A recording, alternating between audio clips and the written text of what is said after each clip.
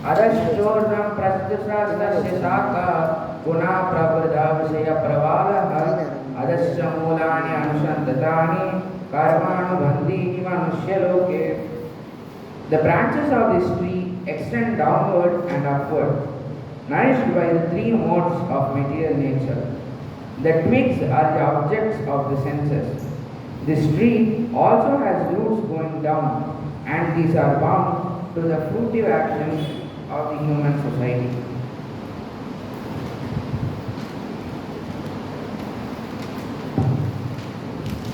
So in this sloka, Lord states that the branches go from the up to the down. The upper part of the branches are civilized jivas, that is like human beings and other devatas, gandharvas, kinnaras and etc. The lower part are animals, birds, insects and etc.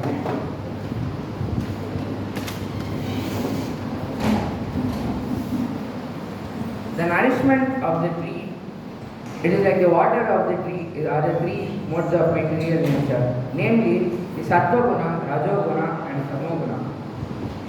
Every species in this material world is a combination of each of these gunas. For example, insects like snake and cockroaches etc. mostly have tamoguna and have slightly rajoguna. And as human beings, we have mainly rajoguna and we have a dint of tamoguna and sattvaguna. Then the Lord states about the twigs that are very small branches.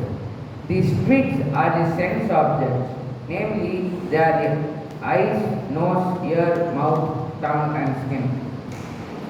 These different sense objects enjoy different kinds of sense and gratification which are due to different types of gunas. Then below that there are shoots which are tanmatras, namely the sound, form, touch, smell and taste. These are derived from the sense objects. In any banyan tree there will be secondary roots which normally go from down to up. But here it comes from upwards to downwards. And these are the sufferings and happiness of the jivas. These sufferings and happiness are bound due to karma, and these decide what the jiva will do in that life and the next. That is, will he follow the dharma, the piety way, or the impiety, or the other weak way? The main root is Brahma, who is in the topmost planet in the universe. Srila Prabhupada states in the purport of the sloka that one should not be attached to the higher planets, because if you do many pious things, you go to heaven, and after a period of time you come back to the earth, which is the karma bhumi, which is the field of activities, and again you do karma and you can never get out of this repeated cycle of birth and death. And then he states that at the base of the tree there is a great treasure hidden in it, and this treasure will be told in the next sloka. Sloka number 3 to 4. Narupamasyeha tatopalapyate nanto na chadirna sampratishta asvatnamenam savruddhamulam asanga sastrena dridena chitva tata padam tat parimargitavnyam yasmin gatana nivartanti bhuyah tameva sadyam purusham prapadye yata pravritti prashrita purani. Translation. The real form of this tree cannot be perceived in this world. No one can understand where it ends, where it begins, or where its foundation is. But with determination, one must cut down the strongly rooted tree with the weapon of detachment.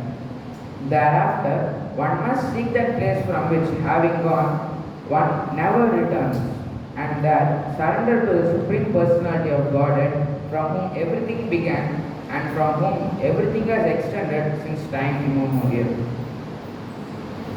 Now in these two slokas, the Supreme Personality of Godhead clearly states that one who is attached to this material world can never understand this and cannot cut this tree. And one who is attached to it can never know the beginning or the end of this tree. And one who is entangled to this tree cannot see how far the tree goes. As for him, there are many different types of sense gratifications which he can keep on trying in different births. But then Sri Prabhupada says, one who is intelligent must find the cause of this tree.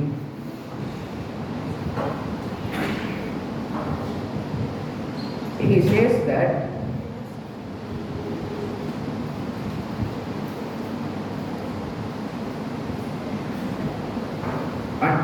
that even if one goes to the Brahmaloka, then he must return to this world. So therefore, one must find out the cause and should destroy it with very strong determination.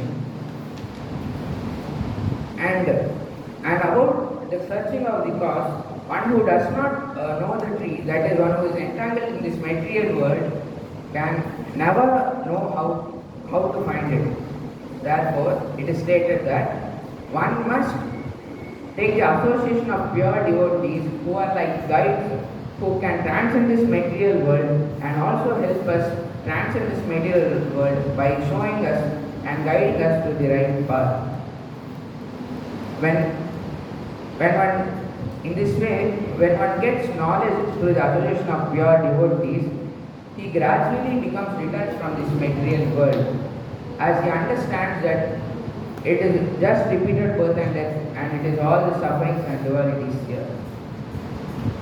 Also, another reason that we must seek the help of a devotee is that our attachment to this material world is very strong, because we have been alive for many millions of years in different species, and all we have known for all this time is sense enjoyment, and we ourselves think always as the controller, that is Ishvara.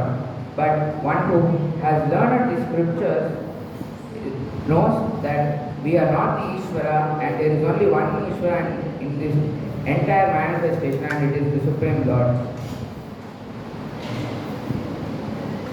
And one who grows knowledge and gets detached, only then he can start to surrender unto the Lord.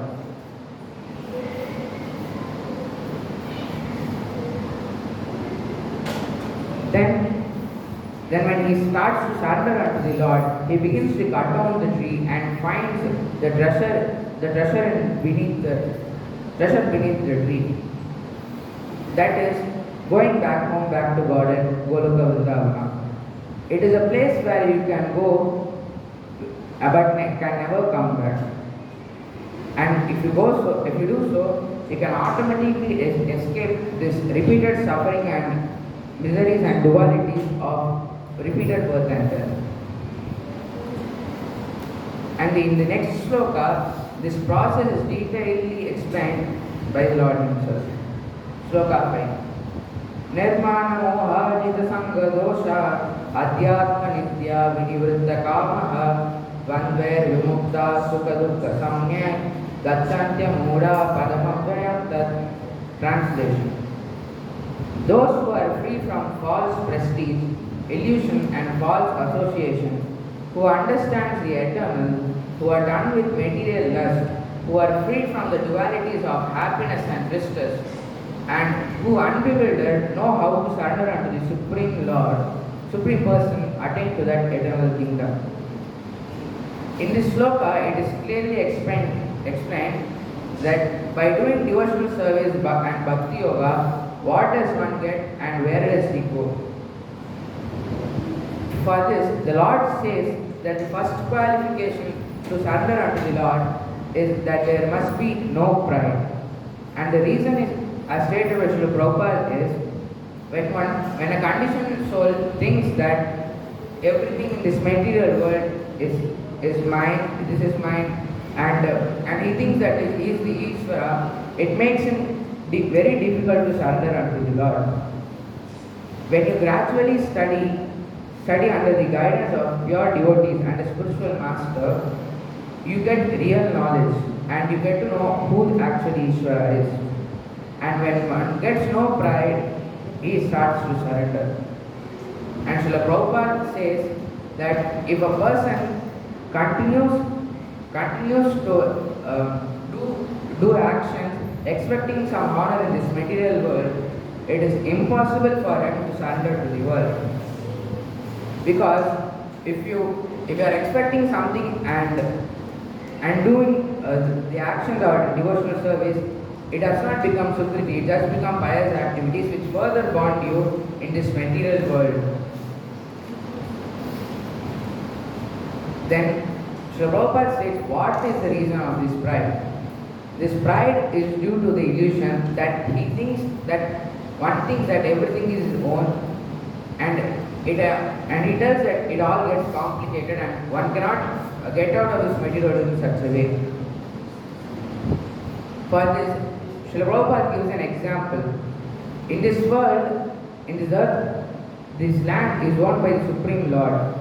But we humans, we think that all this land is ourselves. We make fences, we make agreements, bonds, and we take that this is mine and this is mine. But in fact, it is not at all ours. So therefore, one must understand that humans are not owners.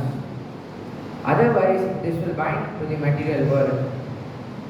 One must know what is his and what is not his. That is the Ishavasya principle which is mentioned in Ishopanishad.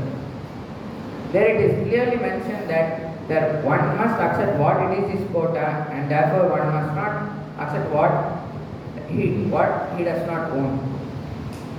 When finally one understands things as they are, he becomes free from all dualities like happiness, distress, pleasure and pain. Then he becomes full in knowledge, then he finally surrenders unto the Supreme Lord, and then he goes home back to God. Hare Krishna.